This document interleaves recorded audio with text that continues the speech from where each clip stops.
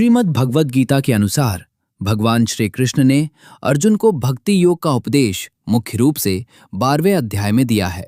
श्री कृष्ण ने स्पष्ट किया है कि योग के सभी मार्गों में भक्ति मार्ग सबसे सुलभ और श्रेष्ठ है। यहाँ श्री कृष्ण के उपदेशों का सरल हिंदी सारांश दिया गया है। 1. सगुण और निर्गुण भक्ति में अंतर।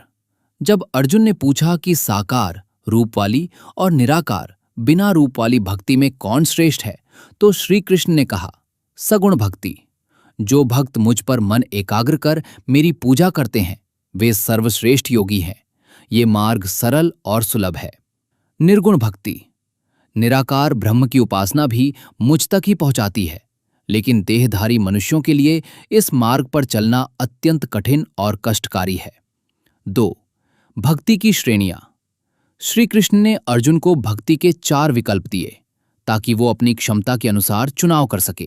पूर्ण समर्पण, अपना मन और बुद्धि मुझ में ही लगा दो। अभ्यास योग, अगर मन भटकता है तो बार बार उसे मुझ में लगाने का अभ्यास करो।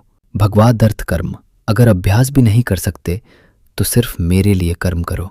फल का त्याग, अगर ये भी संभव ना हो तो अपने सभी कर्मों के फलों का त्याग कर दो।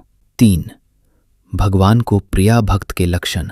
अद्वेष्ट सर्वभूतानम, जो किसी भी प्राणी से द्वेष नहीं करता और सबके प्रति दयालु होता है। संतुष्टः सततम योगी, जो हर परिस्थिति सुख दुख में संतुष्ट और शांत रहता है।